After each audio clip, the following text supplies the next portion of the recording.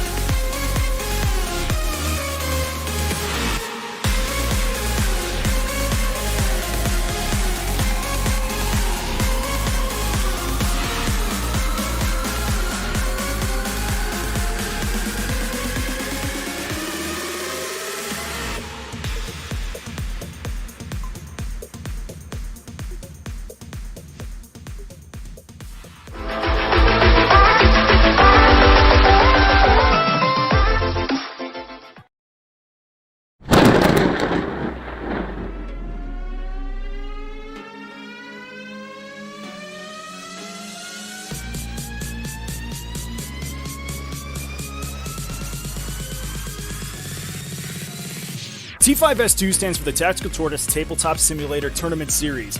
It is a global competitive 40K circuit that ranks players based on the results in online games, including events run by Tactical Tortoise and many other communities. At the end of each biannual season, the top 16 players in the series are given the opportunity to play for the title of Season Champion and become the greatest virtual 40K player in the world in this very event, the Seasonal Invitational Tournament. With hundreds of players and dozens of tournaments competing on the ladder in Season 2, T5S2 is now one of the largest and most competitive series in online Warhammer and shows no signs of slowing down, so what are you waiting for? Visit tts40k.com to view live standings, join the community Discord server, and get information on upcoming events and tournaments.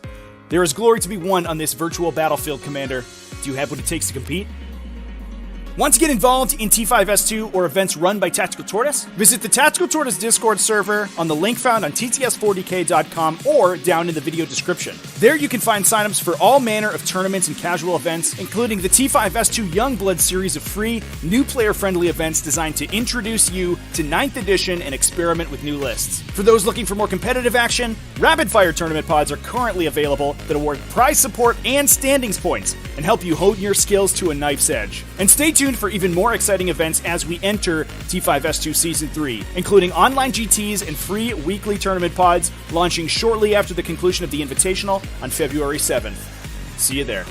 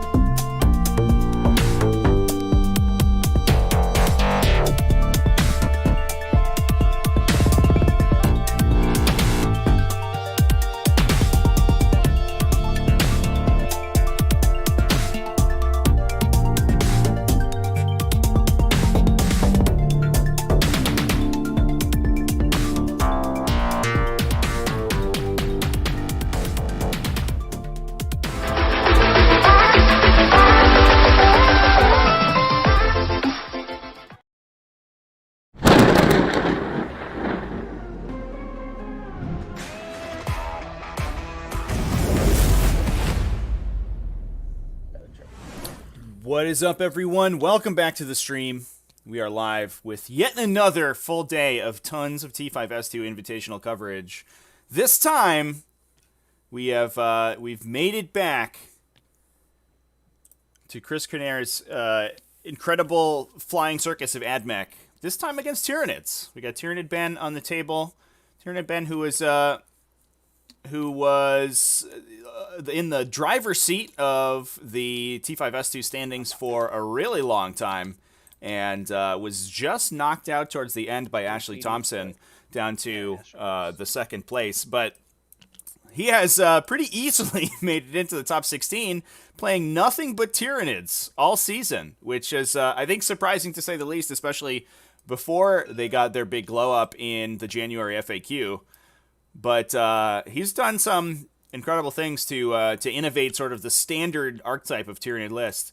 And it's going to be interesting to see what he can do against these Admech flyers, because that typically is a weakness of Tyranid builds, is these highly maneuverable flyers that can pinpoint target your Hive Guard. I think Ben probably really hoping to get the roll to go first so he can knock some of these Stratoraptors out of the air before they come in. Looks fine. But right now, just trying to spread out Termagants in his backline to make bombing a little bit more difficult. So they're playing. I want to thank everybody in the stream or in the chat for joining us. I think this is going to be a fun game. And we also have another game scheduled to start in just a couple minutes. And I'm going to be simulcasting both of those. So we're going to be popping back and forth between the tables. So that should be fun. Hopefully we don't run into any technical difficulties while we're doing that. But, I think we'll be okay. I also want to throw a shout out to our sponsors for the T5S2 Season 2 Invitational. We are sponsored by Discount Games Incorporated. That gives you super good deals on all sorts of miniature gaming products. So good, in fact, that they oftentimes cannot advertise them on their website. But they can give you rebates on Warhammer models if you do buy from them. So that is awesome deals, and for the most part, free shipping within the continental U.S., which is awesome. Also, GameMat.eu, which has an incredible selection of pre-painted terrain and gorgeous wargaming table mats. A lot of the mats that are included in the FTC base, actually, that we use for map building in 40K, tends to a lot of them come from GameMat. And then last but not least, 3D6 Wargaming, which makes accessories for tabletop gaming, including little neoprene objective markers that you can use just like these ones. So it makes your game a lot easier to play. It's you don't have to measure the objective marker, which is sick. Want to throw a big shout out to everybody who's been supporting the channel throughout the Invitational. We've had a lot of support, and I really appreciate it.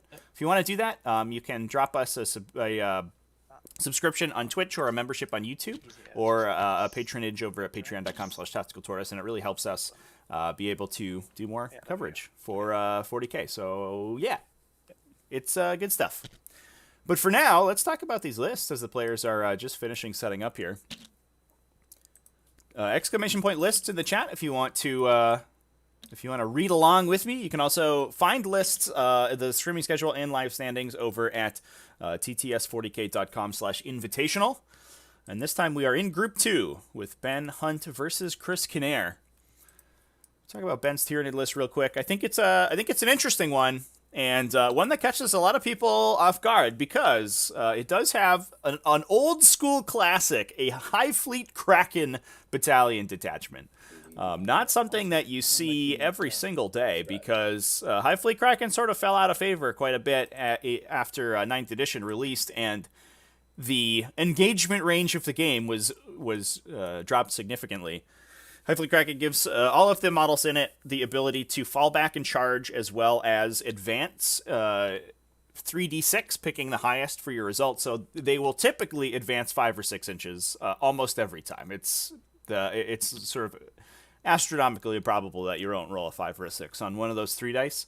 They also have a stratagem to double the amount that they advance, so they can just get insane speeds out of their models. And what that really gets you is the ability to contest your opponent's objectives very, very easily.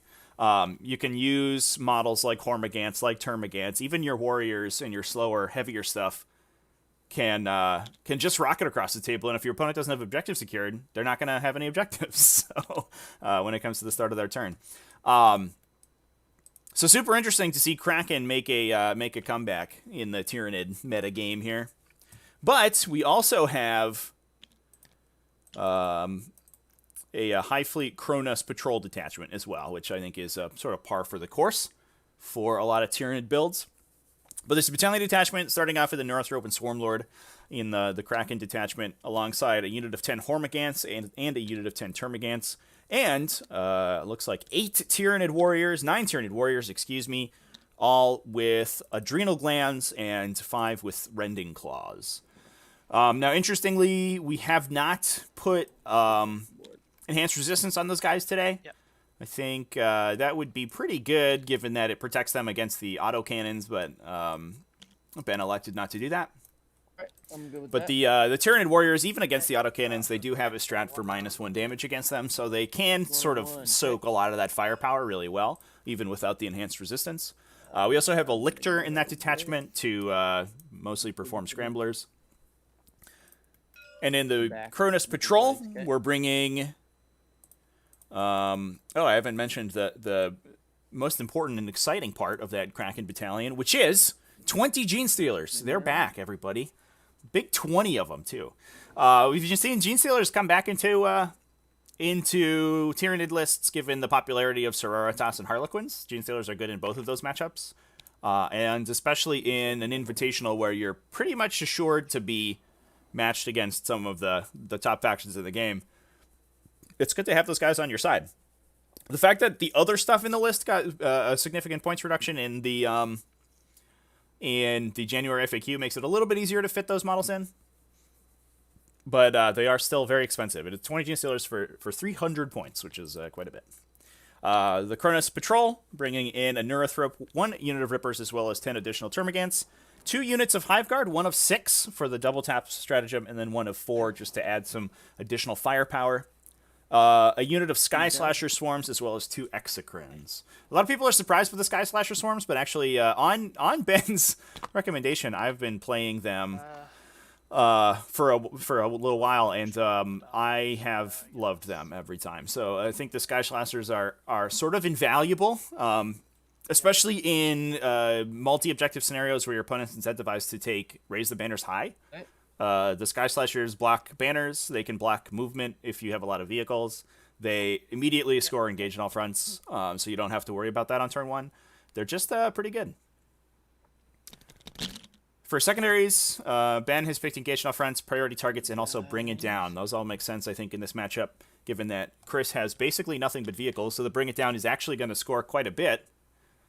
And the priority targets is sort of a freebie on this map. You can just get 15 points on that pretty easily. And engage on all fronts really good for a Tyranid list, especially a Kraken list. That's going to be very fast and all over the table immediately. Moving over to Barb, aka Chris Canair's Adeptus Mechanicus list. We saw this on the table the other day. It's a bunch of planes and a bunch of chicken boys. We're basically just going to put a ton of efficient wounds on the table. With a relatively high damage output and just shove them across the board. And make sure your opponent, essentially has to deal with all these planes before they can kill the Iron Striders. And by the time they kill the planes, a lot of times the game's over and the Iron Striders have already won them the game. So it's very much kind of a threat overload style list. We have in this, it's all of a custom Forge World, which I absolutely love. It is using Mega Bond Alloy, or Magna Bond Alloys, excuse me, as well as servo-focused auguries, being led by a Tech Priest Engine Seer with the Auto Caduceus of Archenland, and the Fabrications of the Artisan, I believe. The one that lets him fall back is what he's taking today. For the Holy Order Warlord trait.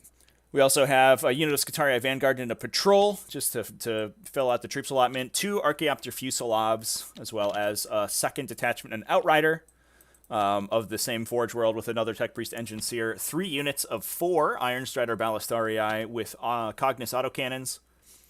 2 units of 3 Cerberus Raiders, as well as a Fusilov and a Stratoraptor.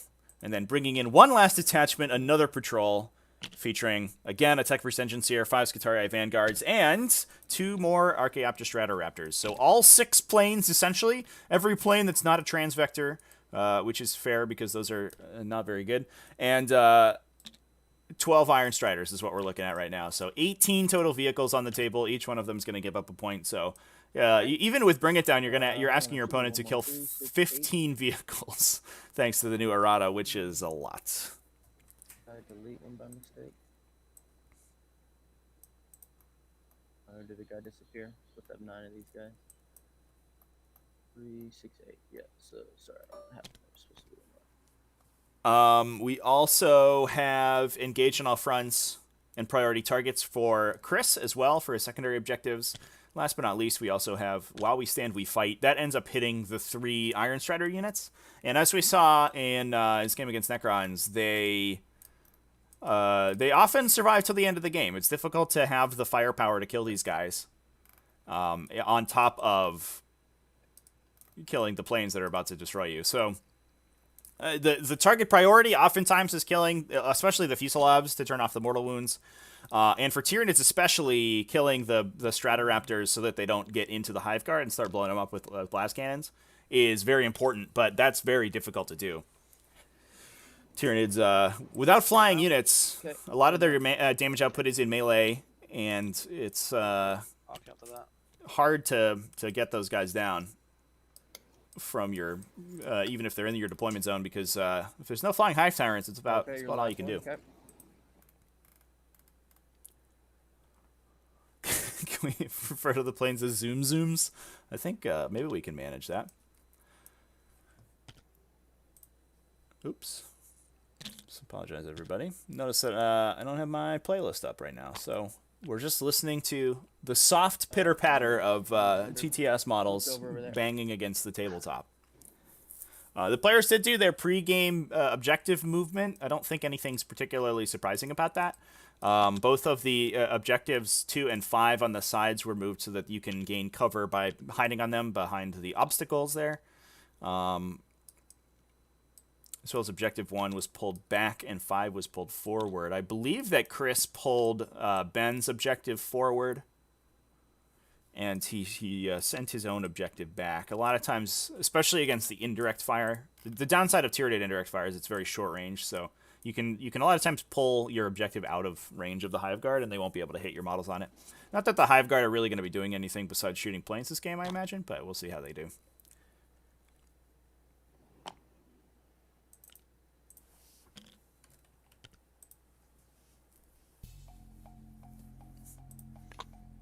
There we go. There's some music. Boom. Nailed it. No. Is the description wrong, chat? I changed it beforehand, but Twitch has a bad habit of not changing the description. Thanks, Twitch. You're doing great. Okay. Yeah. It didn't change. Cool. Thanks for letting me know. I'll go ahead and fix it. Which one's your warlord?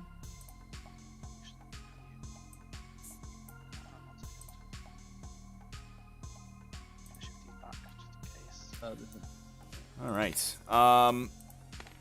So I am probably going to be a little quieter this game because I'm going to be setting up the second game as well.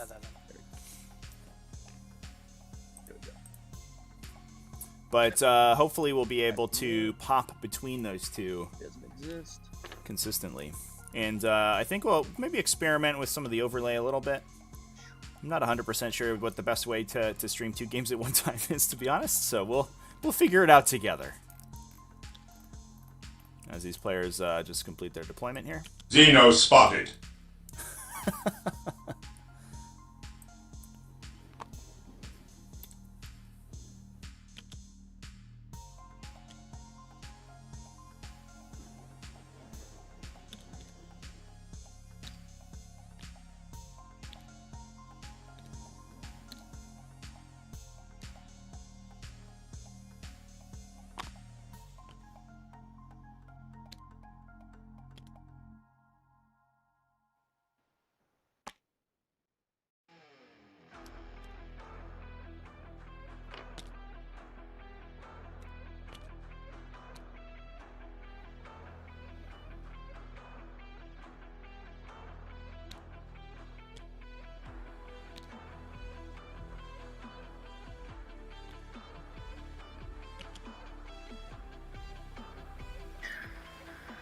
Where do I put him? He's gonna be confused. Okay. Hold up.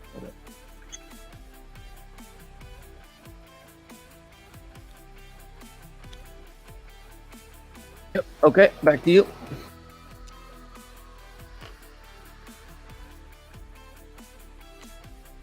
Alright, just put our engines here down here.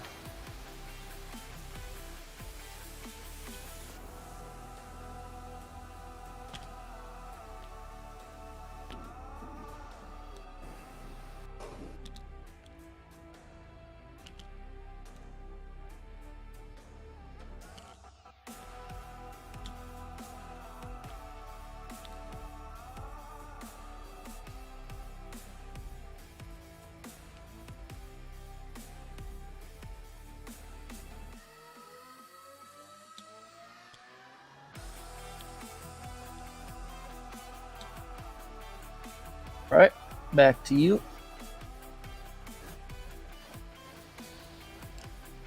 I'll put the other engines here down there. Make sure he's within. 3 of him. I measure, so if I'm saying 2.9s were within, not 3s. There we go.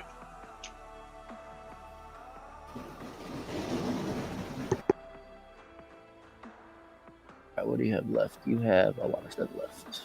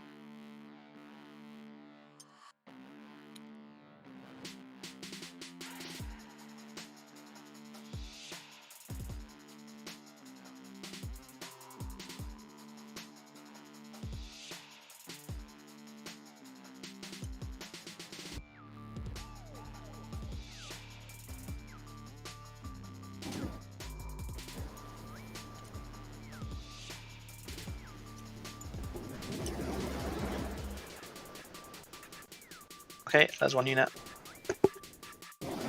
All right. Last but not least, my Steeler boys. Let's see. Directly in the center of the table. Amazing. This feels like a little bit of a claustrophobic deployment from both these players. I think these, especially the priority target deployment zones, which tend to be a little bit small. I feel like we're running out of space for all these models. It's interesting that we're putting the planes behind the line of sight blocker. Obviously, it does not naturally block line of sight to them with obscuring because they're aircraft, but they can be potentially hidden with true line of sight. But I don't think that's going to help them today. I think their wings are too wide. But what it does do is it impedes the Iron Striders, so the planes don't care about that quite as much. But if they all move out, that does open up some possibilities for the Tyranids to get models. All right, into you only that live pocket. once, and you don't win against Fuselaves if you hide. So here we go.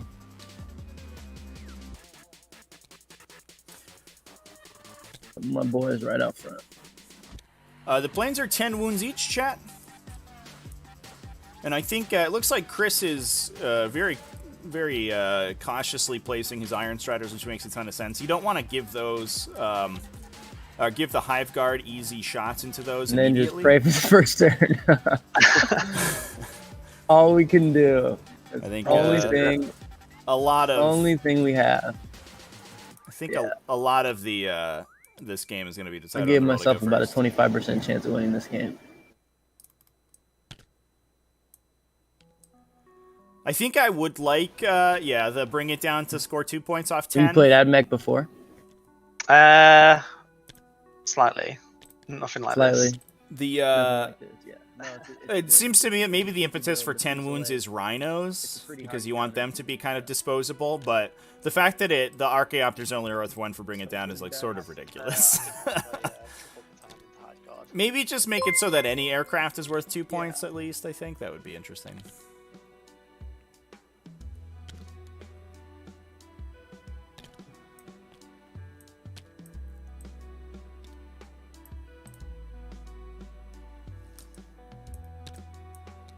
these boys are going here, so they can go 20 inches. In fairness, it's mostly Sororitas players bringing rhinos, so I guess. outside the mortifier list, they don't even give up. Could bring it down anyway. So.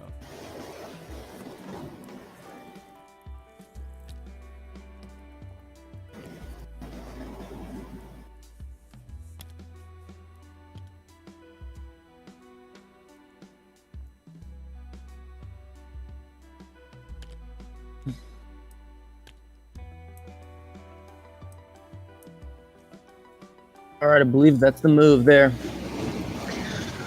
Okay. If there's a hive boss, he will gift us. All right, So so these raiders raiders- back to Chris's these finishing raiders Chris's gonna come down deployment here. and then we'll move to pre-games. After that, I'll go first. Like so? You've got nothing left to deploy now, right? Nothing left. Okay.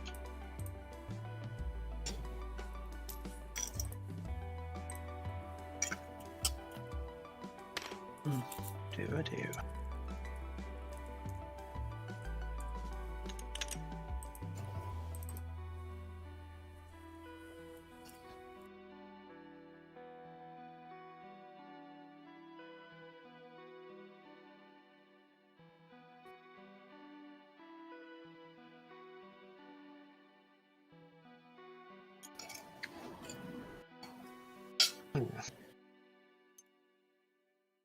I watched a little bit of your game yesterday. No, it was a terrible game. Oh my god! I mean, the dice were in horrible for you. I know, I had the And worst dice You still had ever. a solid win. Yeah.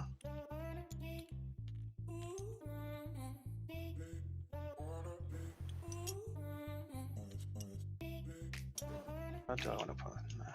36. Yeah, chat. Let us know who you're rooting for this game. I think a lot of people rooting for the Buggy Boys today.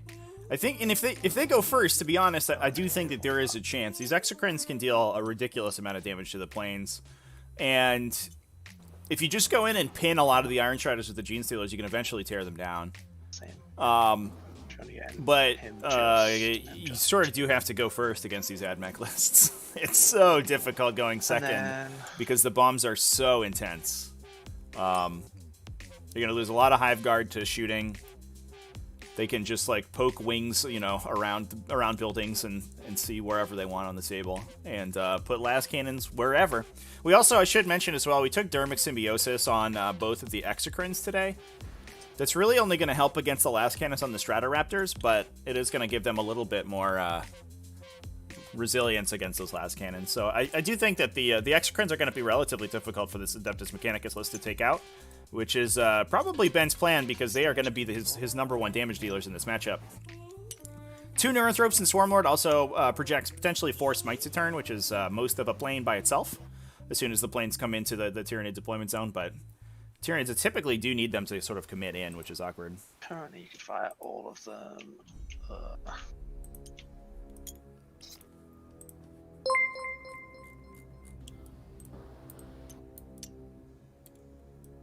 Come on, do some.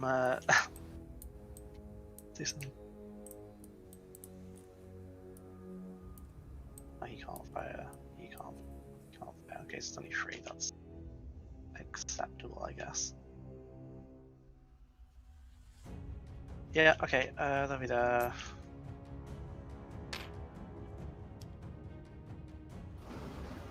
I'm running to the bathroom real quick. Okay.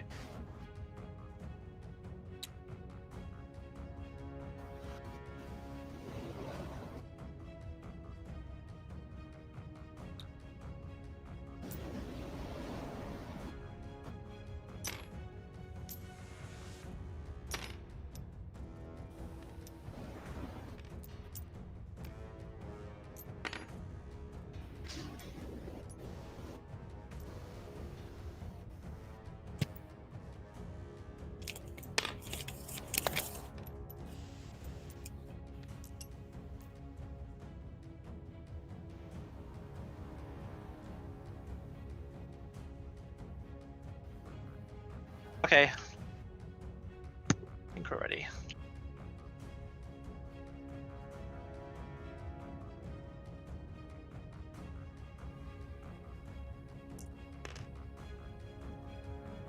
Yeah.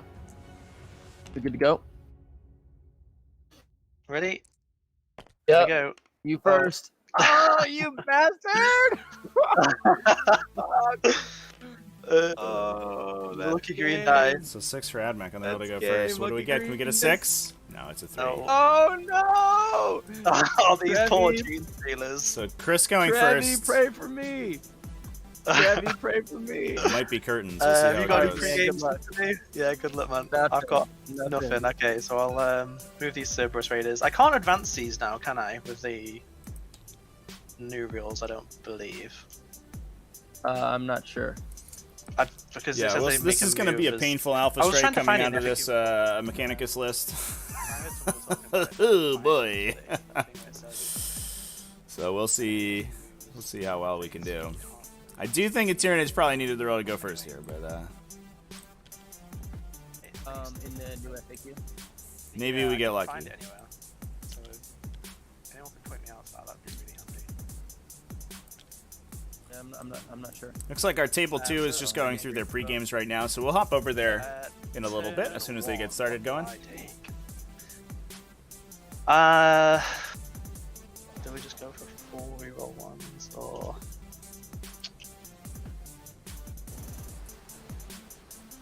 No, we'll just take Shroud Psalm. So I'm going to put in Shroud Psalm for mechanical and you hit back. Okay. Although the Hive Guard ignore cover anyway, right? Correct. There's only the Exocrines. And they're AP3. Do I take reroll ones?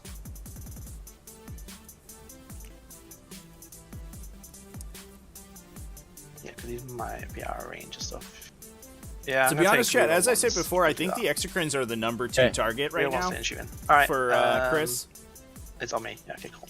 He's gonna start ripping into the Hive Guard Alright. first, I imagine. So, where are we going? And to honestly, go? the plan, Just the be play in for my- him may be to put his Fusilabs in reserve. He's gonna lose the stubber shots on turn 1, but I don't think he needs them. And the Archaeopters can do a lot of damage to the Hive Guard just by themselves. I do like the defensive placement of the Sky Slashers and the Hormigants here for Tyranids. You're going over some difficult there, so you might have to go around a little bit. Yeah. The I'm probably not gonna do that, actually. the where are we going with these Raiders? That makes the Raiders, it gives them a difficult time to get around and into the Hive Guard. I mean, they would like nothing more than to engage the unit. Something like that. But it's going to be tough given that there's just a massive bodies here sort of blocking their physical path. Looks like we're just going to be trying to screen up the Gene Stealers as much as possible. Although those Kraken Gene Stealers, if they do get the opportunity to move, they will be anywhere. They don't really... I don't know if there's a spot on this table where they're not going to have access to.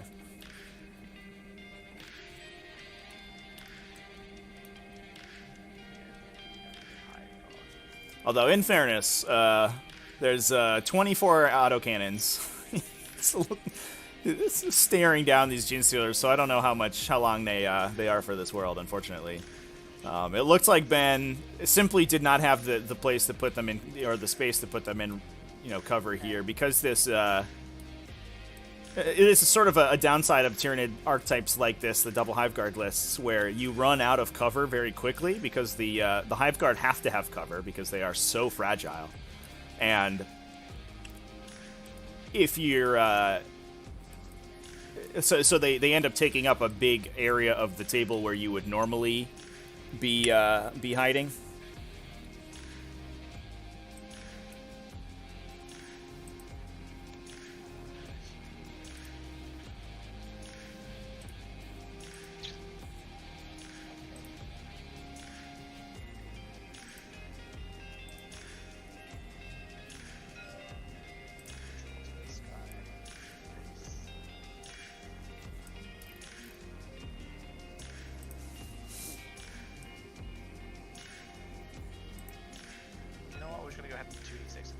Pull up some utilities here, chat. I apologize.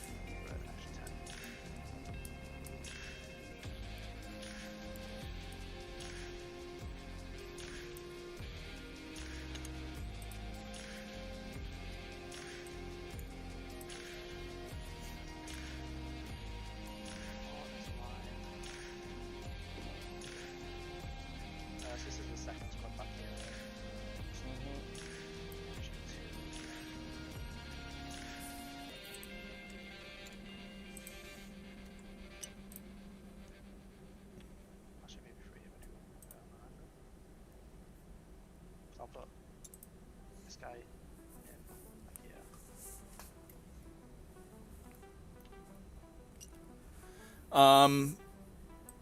here. Razy wouldn't call Hive Guard fragile.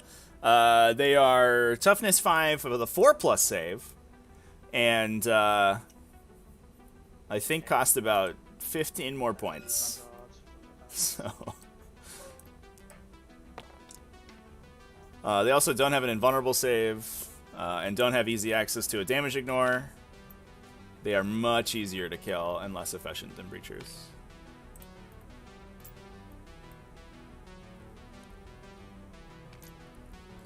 Toughness 5 is durable for Nids. You're not wrong. They're okay. They can take a lot of punishment if they are enhanced resistanced, which is usually a pretty good call in the Adeptus Mechanicus matchup because it keeps them safe from Scorpius Disintegrators, the Belleros energy cannons. But other than that, the 4+ save just folds like paper to any AP value.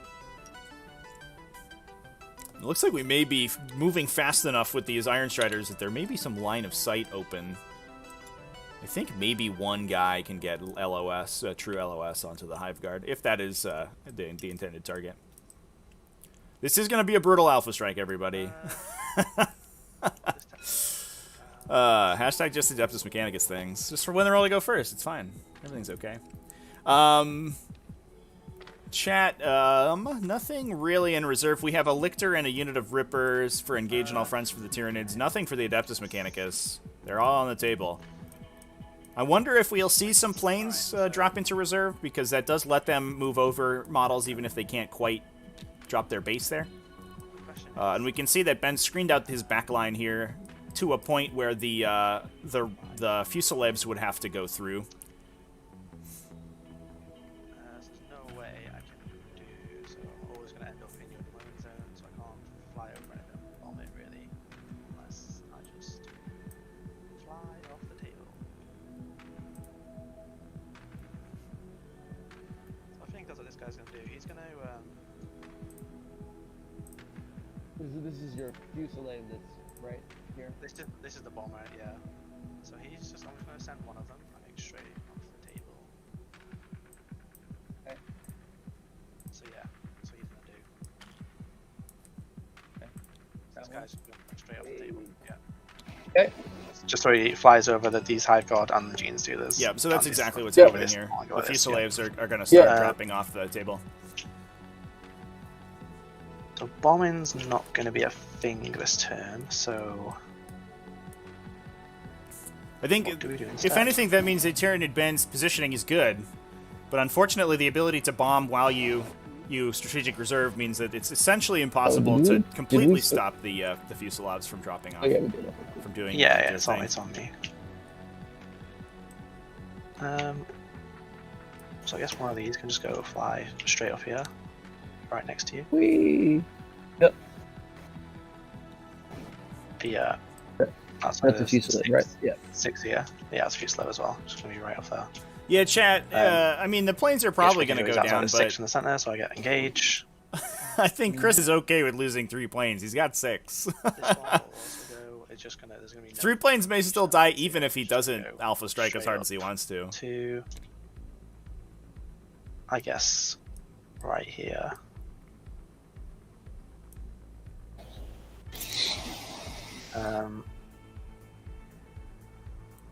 Yeah, something like that. That's 2 engages.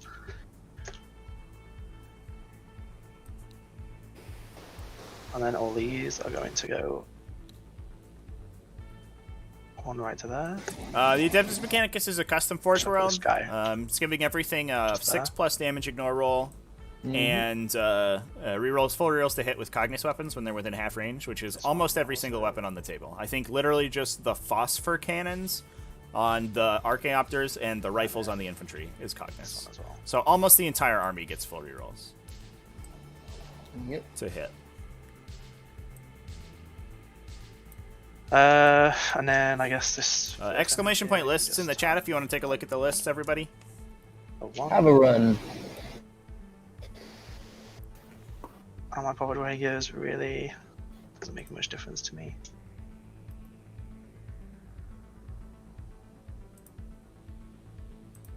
Where are these going to go?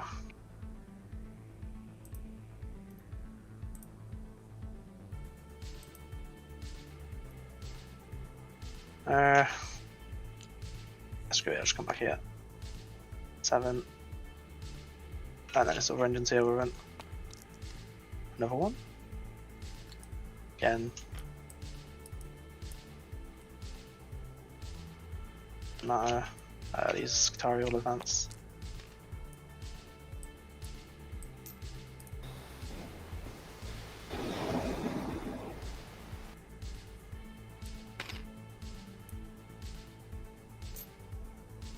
Just moving 3 of him. He'll sit on there as well. What have you got in reserve again? Just these Ripper Swarms and the Lictor and that, okay. That's okay. And then these guys Exactly, will... just that's it. Yeah. Just don't really want to give you stuff to shoot at, I guess, but...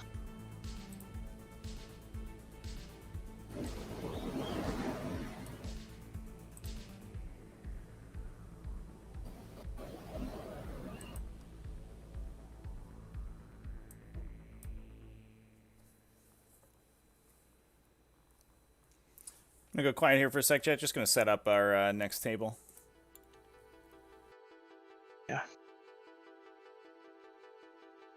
What can they? What are they actually going to shoot? Termagants.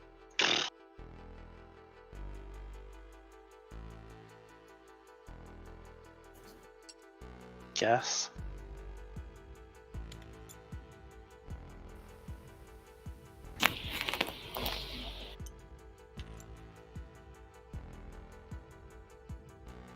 Tell you one, that.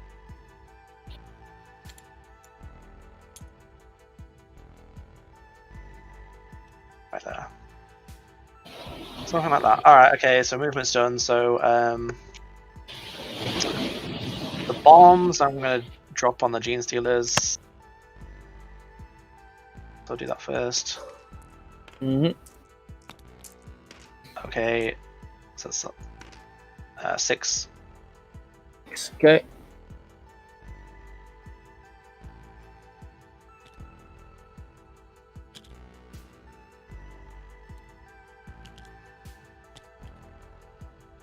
Whee.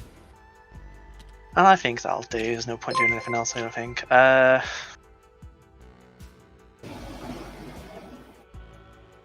What are we doing?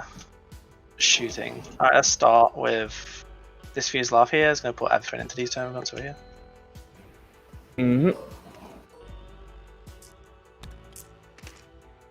Kills.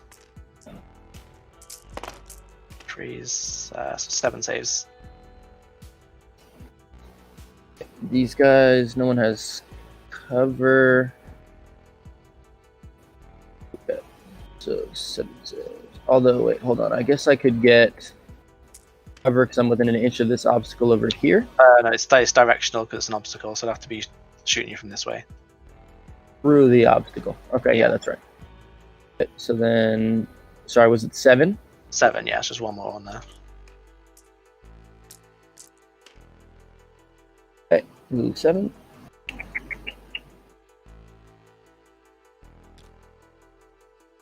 Five, 6, 7.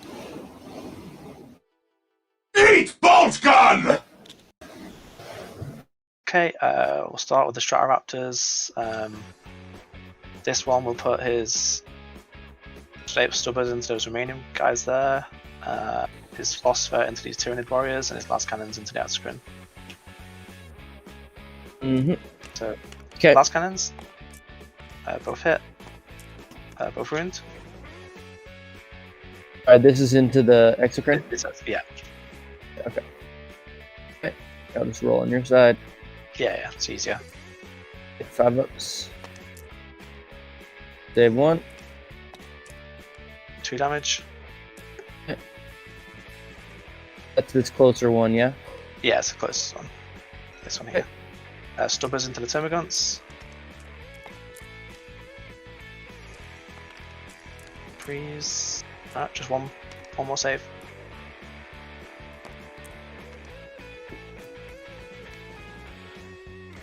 Oh, these warriors got the thing that ignores AP 1 and 2? Nope. Oh, they don't. Okay. That's okay then. And the phosphor. So that many at AP 2? This is into who? Sorry, into the warriors. Into the warriors, yeah. So from This ignores cover. Oh, ignores cover anyway. That's Yeah, right. Okay. So I just get 6s. Okay. So take 4. Yeah. All right. Kill this guy and this guy completely. Okay, and then the next one we'll do exactly the same. Las cannons, stubbers, phosphor. Can that guy see my? Yeah, because the wings are sticking out like super far. And this isn't obscure either. Oh, I see the wings are way over there. Yeah, you're good. So the last cannons. Reroll. 2 hits. No wounds. Then the stubbers.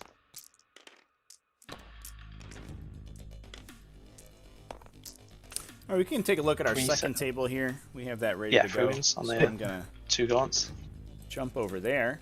Looks like the players are just deploying right now, Nope, they're dead. so we can And talk the about their phosphor. lists and the matchup. Yeah.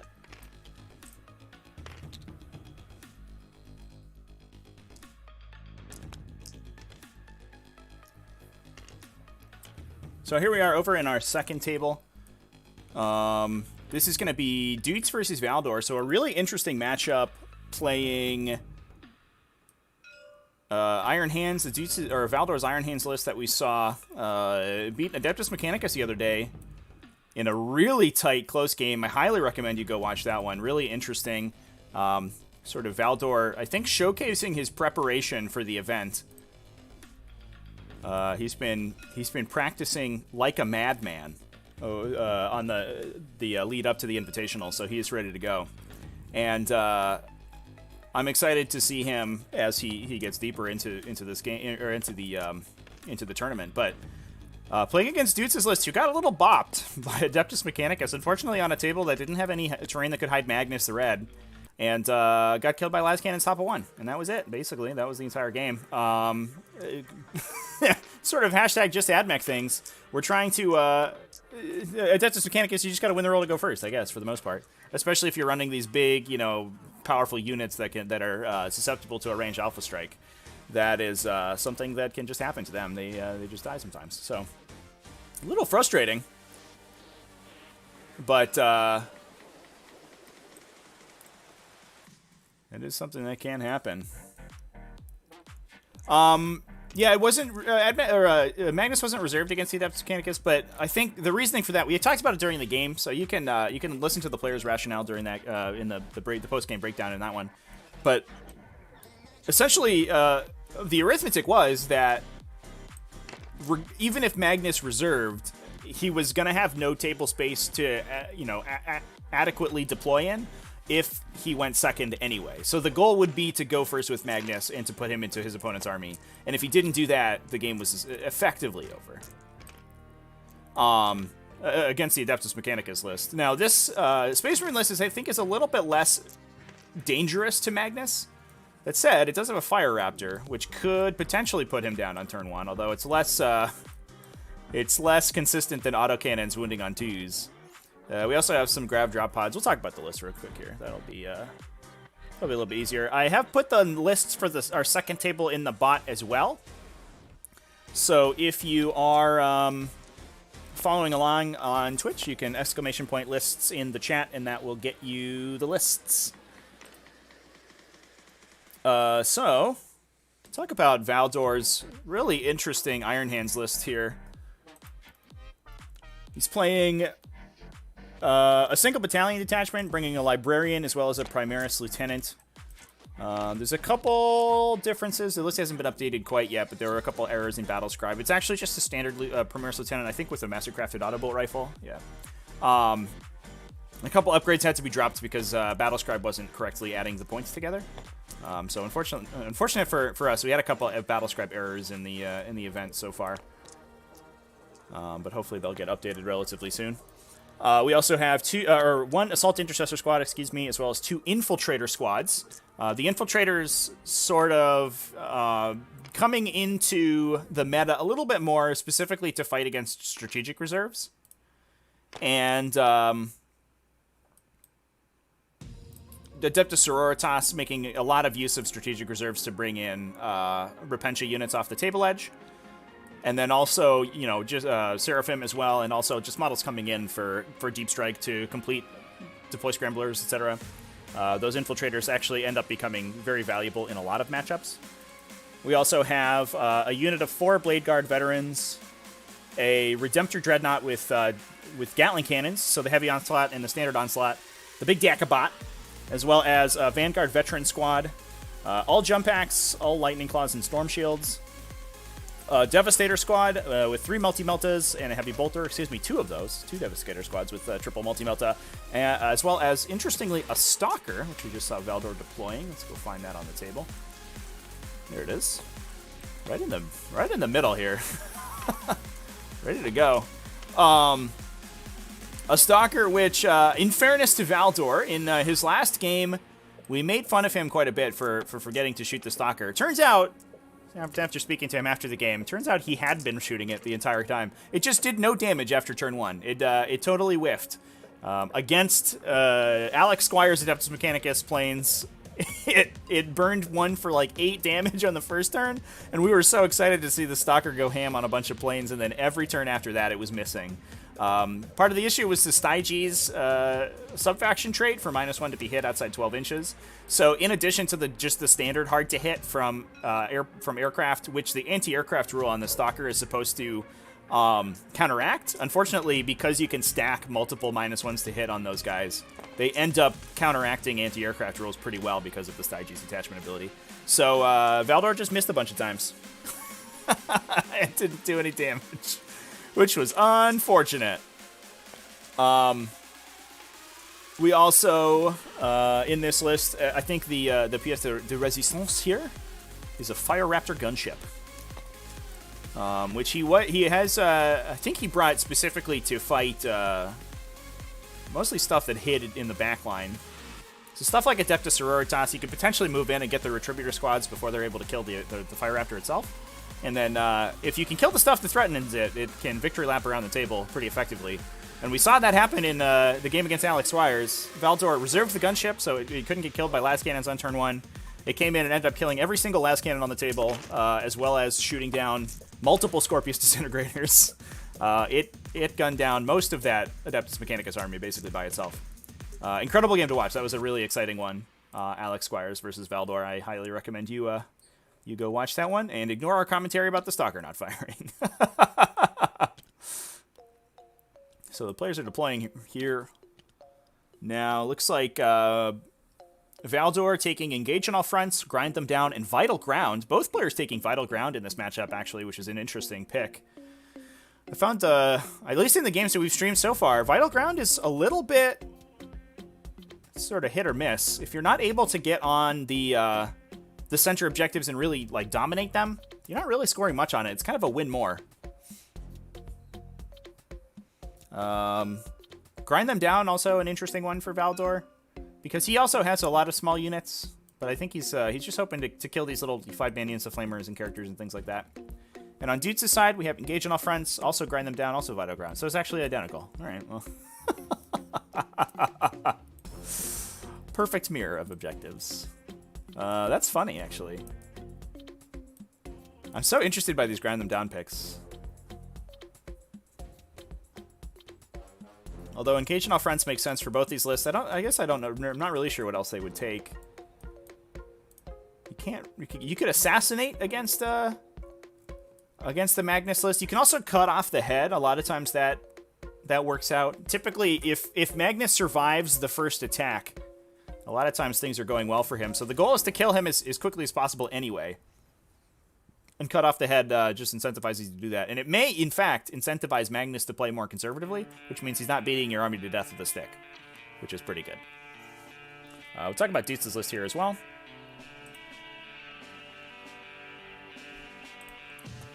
This is a really interesting one. It's mostly Tzeentch affiliated chaos, but we have a little smattering of bloodletters in here as well.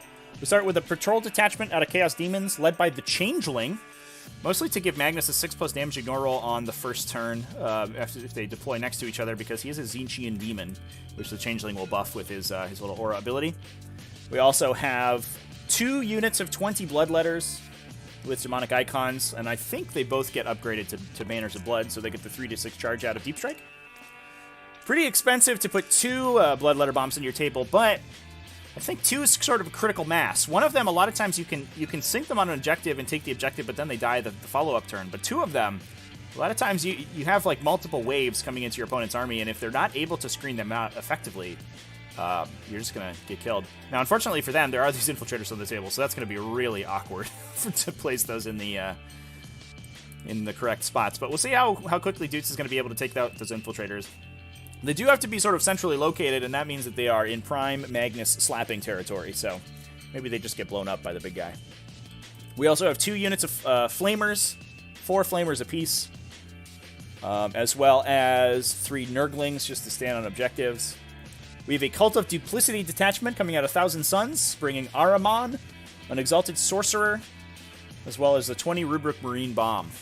We talk about this a lot on stream, because the running joke is that Dutes never wins the roll to go first on stream. That's almost effectively never happened. Literally, as far as I know, it's never happened. I think he's like 5 or 6 for 0 on going first. But the Rubric Bomb is extremely powerful if it's able to take the first turn. It comes in and uses Risen Rubricate to deploy pretty far up the table. Unfortunately, the forward deploying off of the Space Marines does limit their placement a little bit. We can see the players measuring out their 9-inch bubbles here to try to screen out each other's forward operators, so we can open some lines of sight for the Risen Rubricate. But the combo there is that the Exalted Sorcerer gets the Duplicitous Tactician Warlord trait, which allows him to redeploy 1 unit.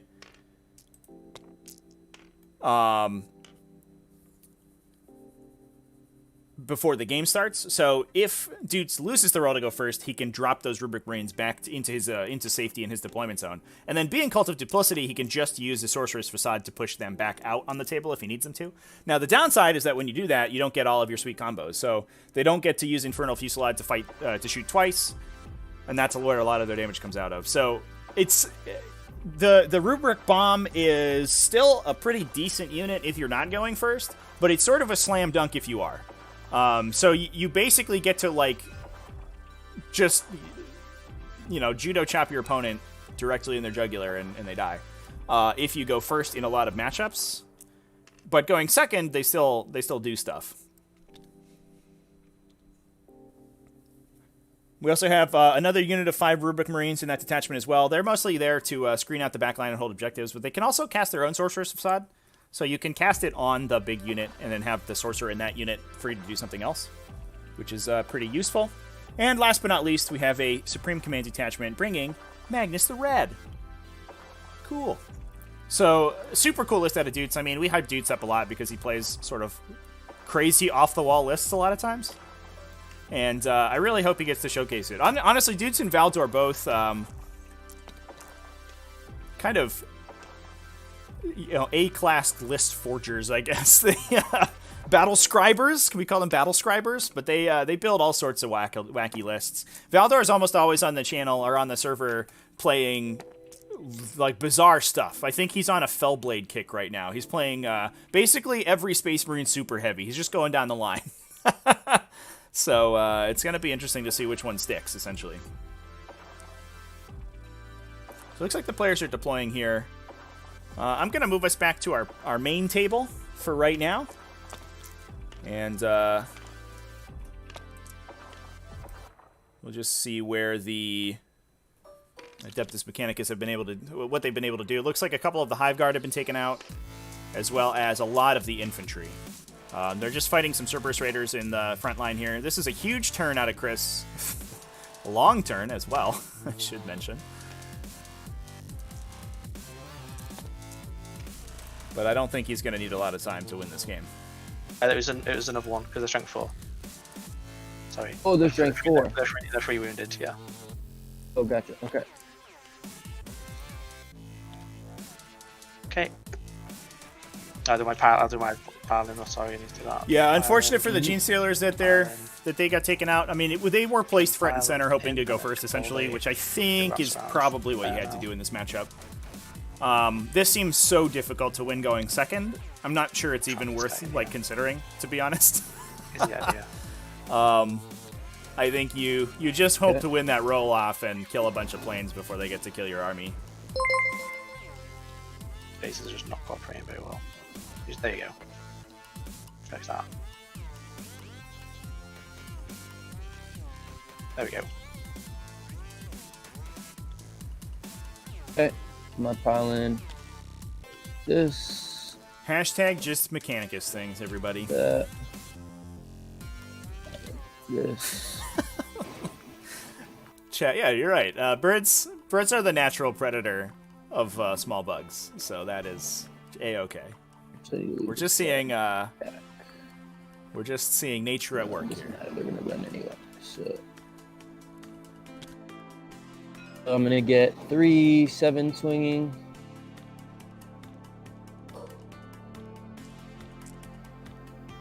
For 14. That doesn't look like 14. This is kind of some stuff. It's over here. Oh, there's dice over here.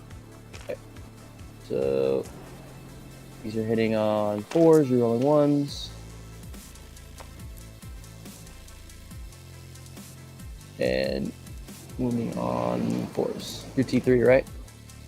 T3, yeah. AP? T3. No AP. Take a wound. Alright, that's the end of the turn. So So I my have engages. got a morale on these Termagant.